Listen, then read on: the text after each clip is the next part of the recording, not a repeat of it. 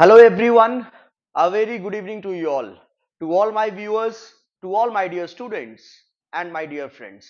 I am Avinash and I am here before you to explain certain questions today from Constitutional Law of India, from certain provisions of the Indian Constitution and regarding the case laws, regarding the guidelines issued by the Honorable Supreme Court of India.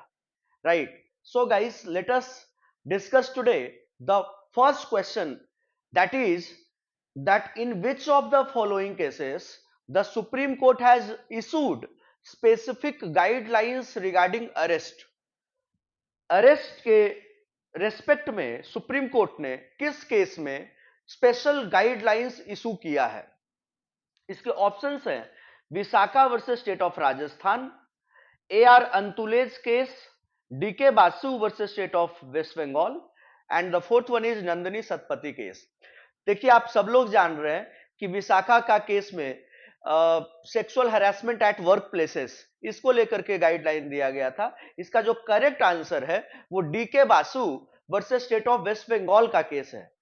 In that case there were so many guidelines which were issued by the Honorable Supreme Court with respect to those people who are taken into the custody or detained or been arrested, कि क्या क्या rights है। जैसे कि कोई भी अगर आपको अरेस्ट करने आता है तो एज एन अरेस्टी आपके क्या क्या राइट्स हैं, क्योंकि आपको तो कोई अरेस्ट कर रहा है, तो आपके राइट्स हैं और उसकी ड्यूटी है। जब आपके पास राइट्स है तो जो आपको अरेस्ट कर रहा है उसके ऊपर ड्यूटी है कि वो आपको मतलब जैसे ही अरेस्ट कर रहा है वो आपको बताए कि आपको किस ग्राउंड पर अरेस्ट किया जा रहा है, किस ग्राउंड पर अरेस्ट किया जा रहा है, और आपको यह बताए कि आपका राइट है that you can consult the legal practitioner of your choice. आप देखिए article 22 of the constitution of India में इसके बारे में बात की गई है। आर्टिकल 22 में स्पेसिफिक प्रोविजन है इसके लिए।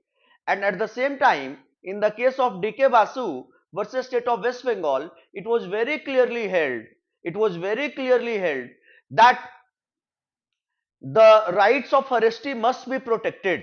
The rights of arrestee must be respected also, right? That anybody can be arrested and say anybody can be detained, but his rights must be taken into consideration. His rights must be protected by the authorities, right. जो भी arrest कर रहे हैं वो कौन है, उनका identification क्या है, मतलब आप ऐसे ही किसी को जाकर के रैंडमली अरेस्ट नहीं कर सकते हैं, ठीक है। तो ये DK Basu versus state of West Bengal में इसको लेकर के गाइडलाइंस इशू किया गया था, right.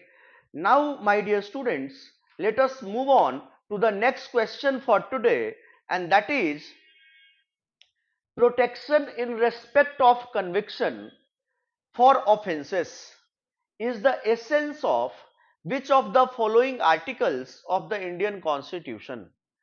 Protection in respect of conviction for offenses is the essence of which of the following articles of the Constitution? सवाल यह है कि protection in respect of conviction for offences, जब आप ऑफेंस कमिट करते हैं तो आपका कन्विक्शन होता है, तो इसके रिगार्ड में आपको प्रोटेक्शन किस आर्टिकल में दिया गया है, यह आपसे सवाल पूछा जा रहा है। इसके ऑप्शंस हैं article 22, article 21, article 20 and article 19।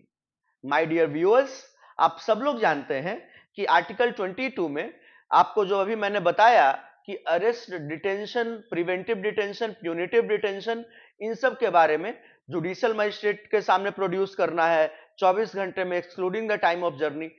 Arrested के राइट्स क्या है, ये सब के बारे में बात किया गया है 22 में, और 21 में right to life and personal liberty के बारे में बात की गई है, और आर्टिकल 19 में आपके फ्रीडम के बारे में बात की गई है, चाहे वो फ्रीडम स्पीच एंड एक्सप्रेशन को लेकर के हो, बिजनेस को लेकर के हो, असेंबली को लेकर के हो, सेटलमेंट को लेकर के हो, रेसिडेंस को लेकर के हो, उसके बारे में बात की गई है। बचा हमारा क्या, आर्टिकल 20। आर्टिकल 20 में बोला गया है that is protection in respect of conviction for offences, that is ex post facto laws के बारे में बात की गई है आर्टिकल 20 में। तो option third, option C, that is article 20 is the correct option. Now my dear students, let us move on to the next question for today. And the question is, according to clause 1 of article 25 of the Indian Constitution, the freedom of religion is subject to the interest of. The freedom of religion is subject to the interest of. Options are public order, morality, health, and all of the above. आप सब लोग जानते हैं कि article 25 में right to freedom of religion के बारे में बात की गई है।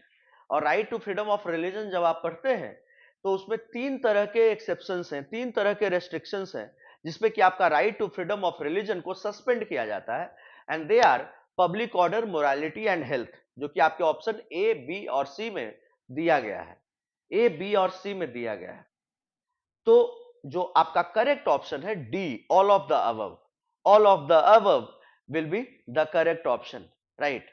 तो इन सारे क्वेश्चन को हमने डिटेल के साथ आपको बताने की कोशिश की है और मैं आशा करता हूं कि आपको सब कुछ समझ में आया होगा। और अगर समझ में नहीं आया है तो please message me in the comment box. You can call even on our management desk. You can WhatsApp us so that we can answer your grievances. और किसी भी टॉपिक पे अगर आपको कंफ्यूजन हो रहा हो तो आप हमें मैसेज कर सकते हैं। हम लोग उस टॉपिक पे एक खूबसूरत सा वीडियो बना करके आपको देंगे कॉन्सेप्चुअल क्लैरिटी के साथ। So guys, stay tuned on India's biggest law learning platform, that is the Chanakya Judicial Academy and Chanakya CLAT Classes YouTube channel. Right, we have our physical branches at Patna, Banaras, Lucknow and Delhi. Thank you everyone. Jai Hind, Jai Shri Ram.